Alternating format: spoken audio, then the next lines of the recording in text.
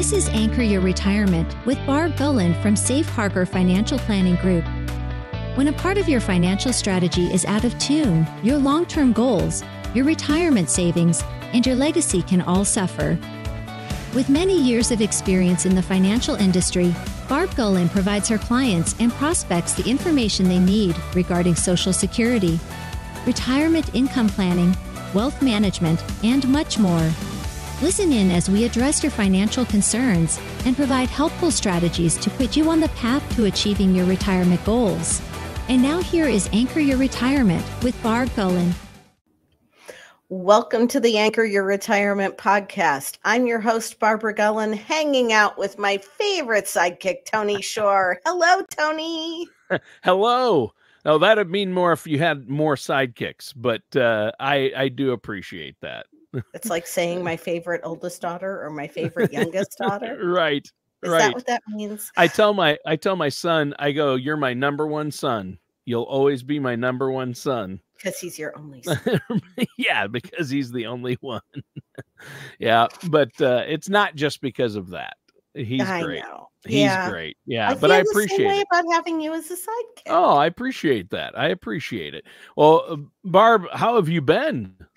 You know, for those of you watching on video, I did not have a facelift. We just went and had professional headshots done today. And you look so great today. Thank you. We all got our makeup done professionally. Nice. So I don't know how long it will take to take it off tonight. I know I sat in the chair and I was like, are we done yet?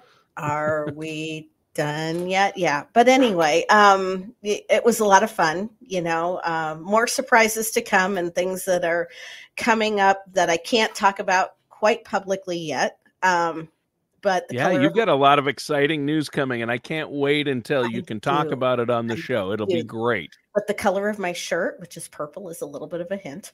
There you go.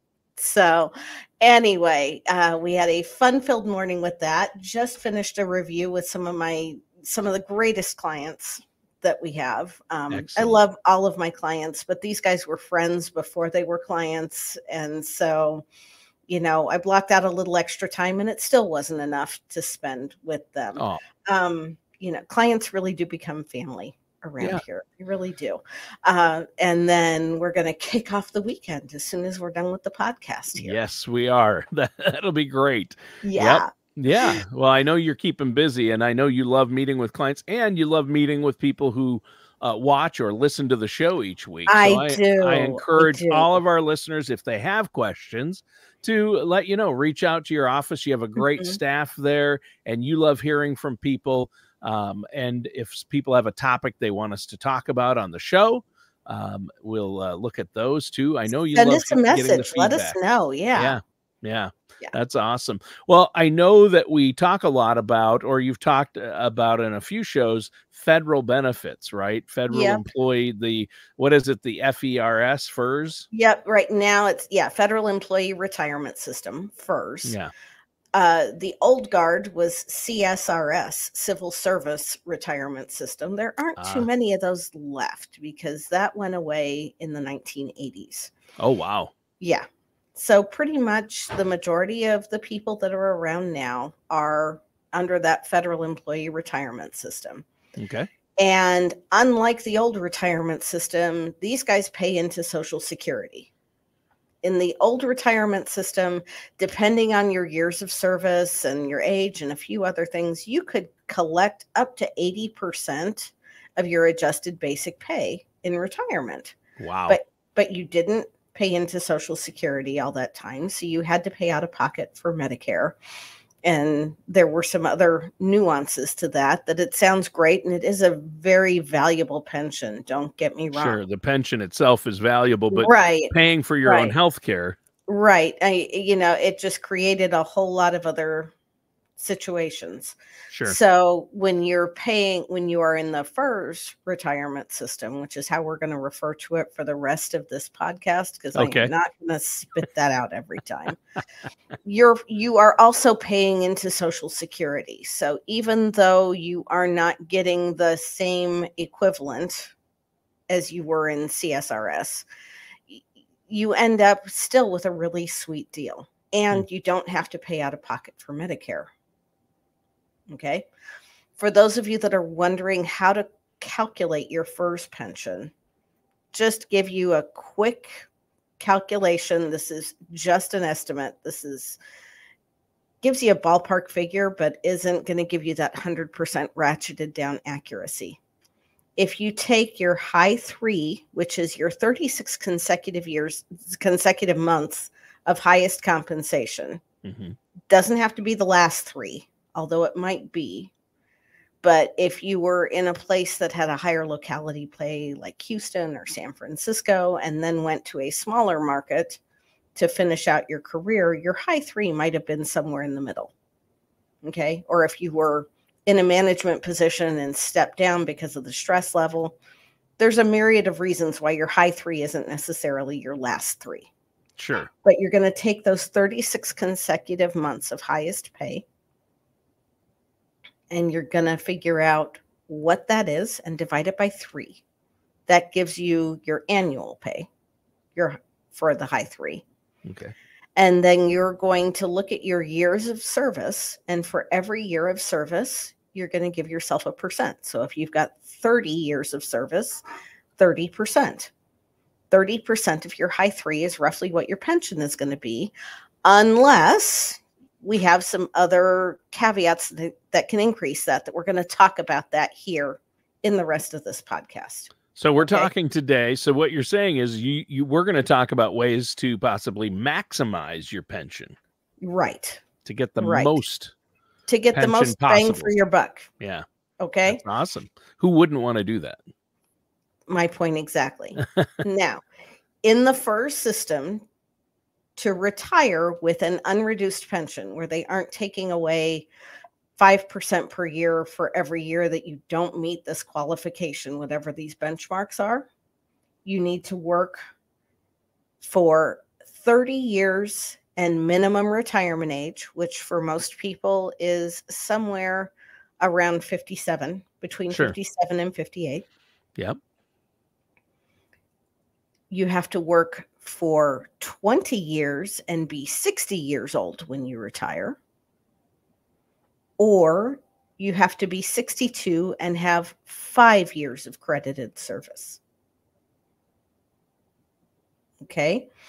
For those of you that have questions about this, I'm going to upload some information. We'll put in the show notes the handbook that I give to people when I do my federal webinars and train not only on your pension, but on all of your benefits in general.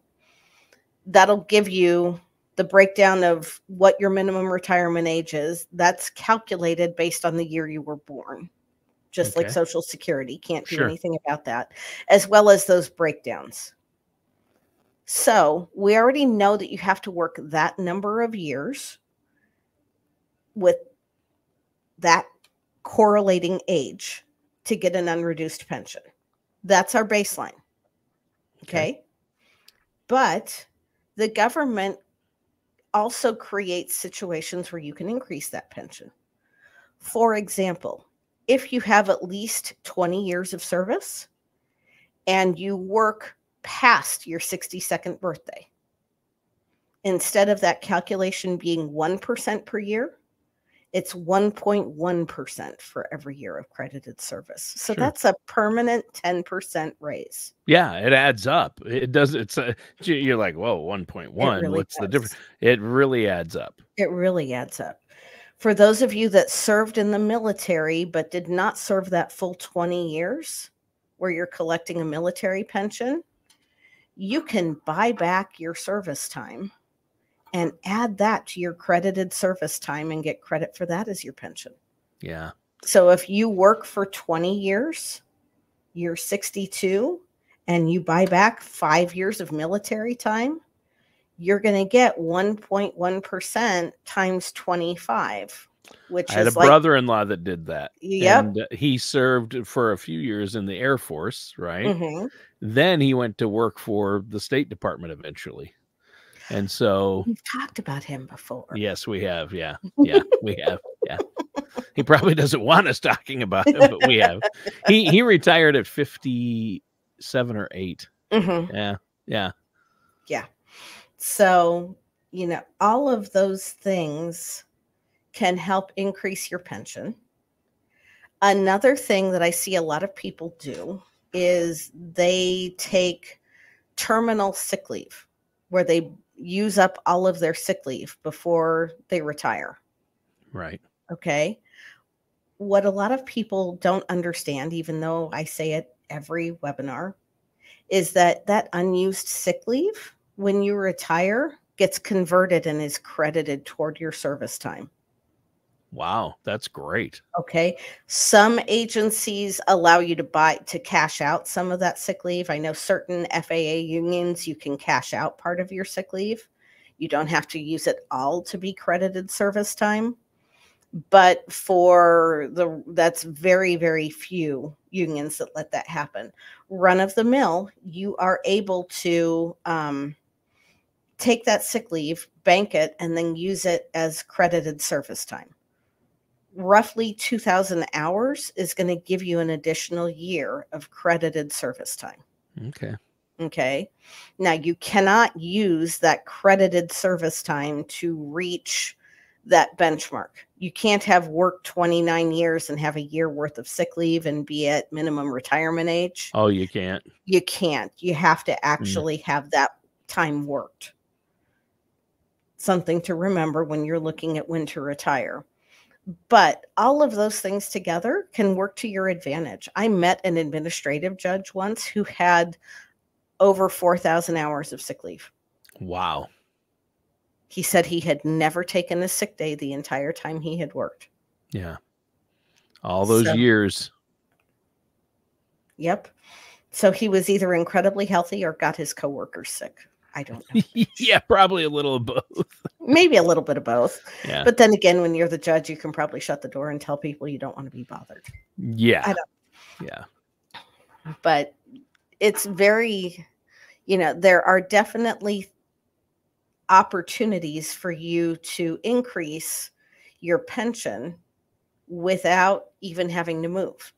Now, I have also known federal employees that once the kids were out of the nest and perhaps they were single, perhaps they were empty nesters, in a high demand profession like nursing, would transfer from where they were and go work in one of those higher locality areas for the 3 years to get that high 3. Yep.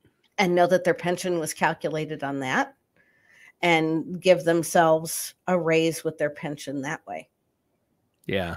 For those of you that have flexibility, you don't even necessarily have to sell your house. I mean, with today's Airbnb, and, I'm not recommending this to anybody, you don't have to sell your house. You could rent it out to somebody for a couple of years and go rent a modest apartment somewhere if that's what you wanted to do to increase that locality pay and to, just another way that you can have a higher pension at the end of the day. Yeah. The location issue or the locality pay you're talking about, again, I have heard about that through my brother-in-law, and he did that. And his situation is amazing because the position he was in, what they do is he was able to retire officially at 57 or 58, I think he did. And at 58, then he retired. He gets the pension. He's used the tools and things you've been talking about so far, maximized that pension, then went back 2 weeks later, started at that same job as a consultant, making more than he was as a government employee. So now he's collecting the pension and getting paid to be a consultant.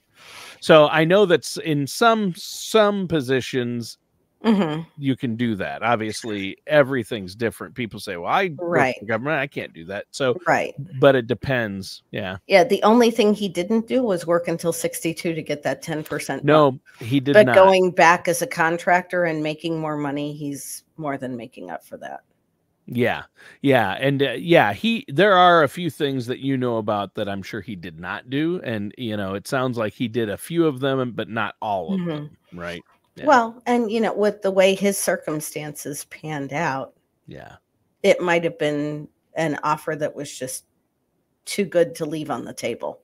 Yeah, he's a computer networking guy. So they always bring the people before him. He saw them do that. And then, he talked to his bosses and they said, yeah, we can bring you back on as a contractor. And so that's what he did. Yeah. Yep. It all worked out great. Yeah.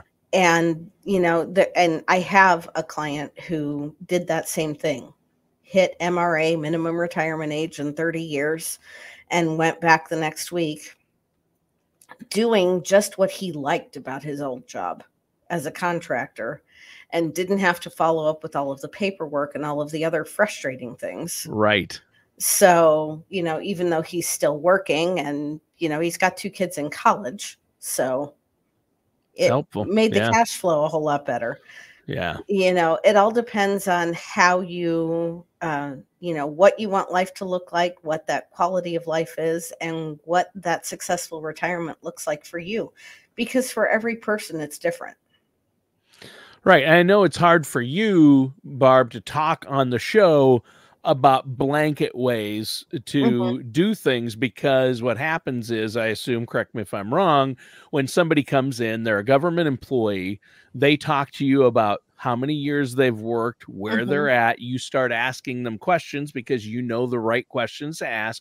And then what they're telling you, have you done this? When do you want to retire? And so then you say, oh, well, if you're in this situation, I know about this, this, and this, and this. And so it really does. It depends on your personal situation, where you're at. And like you said, there are a lot of different factors. I wouldn't want to just go with it and just do, okay, I think I want to do this, without talking to somebody like yourself. Right. And let's not forget to mention the fact that I'm a fiduciary, which means that the advice I give is held to a slightly higher level of accountability than You're held accountable by the state.